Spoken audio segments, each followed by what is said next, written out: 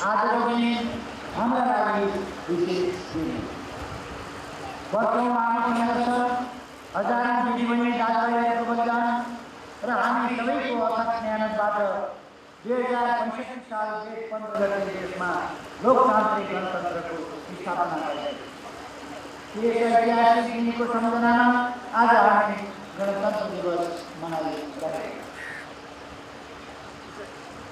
गणतन्त्र हामीले प्राप्त गरेका होइन, आर्जन गरेका। हजारौं जनताको बलिदान र त्याग, मुकुटको हुकुमी आदेशबाट सञ्चालन हुने राज्य प्रणाली बचाएर जनताको मुटुले गरेको निर्णयबाट देश चल्ने प्रणाली स्थापित गरेका।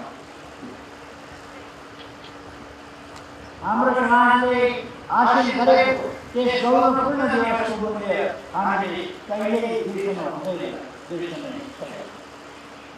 आज यस अवसरमा गणतन्त्र आर्जन गर्न र यसलाई संस्थागत गर्न योगदान गर्ने अग्रजहरू, प्रत्येक राजनीतिक कर्मी, न्यायकर्मी, निजामती, सुरक्षाकर्मी र सार्वजनिक सेवाका सबै राष्ट्रसेवक, नागरिक समाज, सञ्चारकर्मी सहित आम जनसमुदायमा हार्दिक आभार व्यक्त गर्दछु।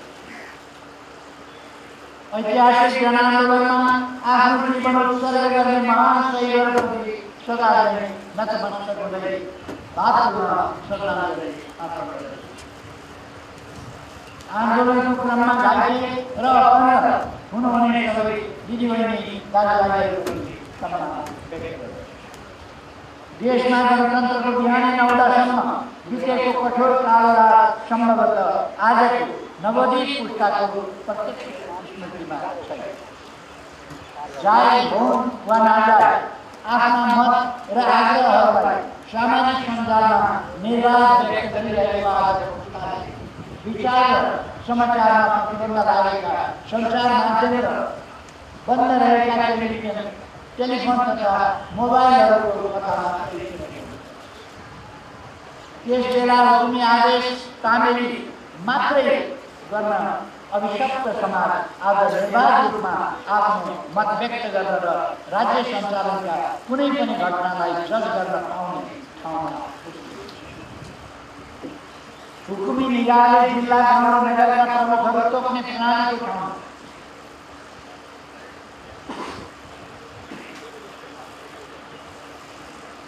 हुकुमी निकायले जिल्ला, गाउँ र नगरका प्रमुखहरू तोक्ने प्रणालीको ठाउँमा आज जनता पहिले मतदान गरेर वडाका सदस्यदेखि देशको राष्ट्रपतिसम्म समावेशी रूपमा विभिन्न जात जाति र समुदायका कम्तीमा 36,057 प्रतिनिधिहरू चुने। सार्वजनिक सञ्चार प्रणालीको प्रतिबन्धका कारण निरङ्कुश तन्त्रमा छुटछुट हुने अपराध र भ्रष्टाचारबाट गणतन्त्रमा सार्वजनिक निगरानी र सार्वजनिक सूचना प्रणालीले जनतालाई न्यायाधीश बनाए। सञ्चार स्वतन्त्रताको लाभ लिएर निरङ्कुशतावादीहरूले हिजोको अँध्यारोमा लुकेको खोरलाई सफा बनाएर आजको पारदर्शितालाई खोर चालु गर्ने दुष्प्रयास गरिरहेको छ। आजको दिनले हामीलाई विगतको सङ्घर्ष, जनआन्दोलनसँगै तय गरेको गन्तव्य, सँगै हिँडेको यात्रा र हासिल गरेका साझा उपलब्धिहरूलाई सम्झाउँछ। हिजोको गरिबी, हिजोको असमानता, हिजोको अविकास र हिजोको पछौटेपनबाट हामी धेरै अगाडि बढेका छौँ। देशमा निरङ्कुश राजतन्त्र र गणतन्त्रकालका विकास सूचकाङ्कहरूको तुलनात्मक अध्ययन गर्न हाम्रो नवोदित युवा पुस्तालाई आग्रह गर्दछु। लोकतान्त्रिक गणतन्त्रलाई अझ उन्नत, अनुशासित र अझ सुदृढ बनाएर हामी मुलुकलाई प्रगतिको बाटोमा लैजान सभ्य एवं समृद्ध देश बनाउन निरङ्कुश राजतन्त्र र गणतन्त्र कुन उत्तम हो भने हाम्रो समाजको आजको बहसको विषय होइन र हुन्छ। राज्यका अंग र अनौपचारिक क्षेत्रमा समेत जिम्मेवारीमा रहेका व्यक्तिहरूको आचरण र व्यवहारमा अझै सुधार गर्नुपर्ने धेरै कुरा हुनुपर्छ। गरिबी, बेरोजगारी, भ्रष्टाचार, राष्ट्रका यी चुनौतीहरू हुकुम बक्सिने एउटा मुकुटधारी अधिनायक खोजेर होइन, लोकतान्त्रिक प्रणालीमा चुनाव मार्फत इमानदार राजनीतिक शक्ति समर्पण गरेर मात्र सामना गर्छ। इतिहास साक्षी छ, त्यो मुकुटको हार जनतामाथि शासन गरिएको थियो, सेवा हो। राज्य यन्त्रलाई शासनबाट सेवातर्फ प्रवेश गराउने काम गणतन्त्र आएपछि सुरु भएको त्यो अझै सम्पन्न गरिएको। इतिहासका विभिन्न कालखण्डमा निरङ्कुश राजतन्त्र र जनताबीच सङ्घर्ष र सम्झौताहरू भए। जनतासँग भएका सम्झौताहरूलाई पटक पटक तोडेको हुकुमी राजतन्त्रलाई परास्त गर्दै जनताले गणतन्त्र स्थापना गरे। जनताको निर्णय अधिकारलाई फेरि एउटा अज्ञात वंशमा केन्द्रित गर्न खोज्ने दुष्ट प्रयास आज पनि भइरहेको छ। तर नागरिक सर्वोच्चता र स्वतन्त्रताको अभ्यासबाट जोडिएको आजको समाजले जनताको हित र अभिमतभन्दा साझी सारा ठुलो हो कि मात्र भन्न सक्छ। हजारौं शहीदको बलिदान र लाखौं नेपालीको सपनाभन्दा 250 वर्षसम्म बदनाम शासन चलाएर देशलाई पछौटे अवस्थामा पुर्याउने एउटा वंशको विशेषता कुनै पनि अर्थमा ठुलो हुनै सक्छ। स्वतन्त्रताको मलिलो जमिनमा उम्रिएको जनताको सपना दरबारको भित्तामा लगेर कासियोस बनाएर रैतान मानिसका बोकेको एउटा सानो आशे जस्ता भाव अरू कसैले पनि बाँकी रहेको पुस्ताले इतिहास मान गरेर हामी बाँच्ने र वर्तमानको एकमात्र नै बुझ्नुपर्छ।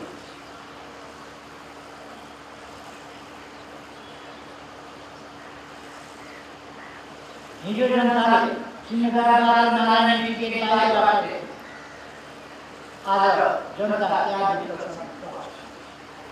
गणतन्त्र जनताको शासन हो। उनीहरूले चुनेका प्रतिनिधि त्यहीबाट उनका लागि सेवा र शासन।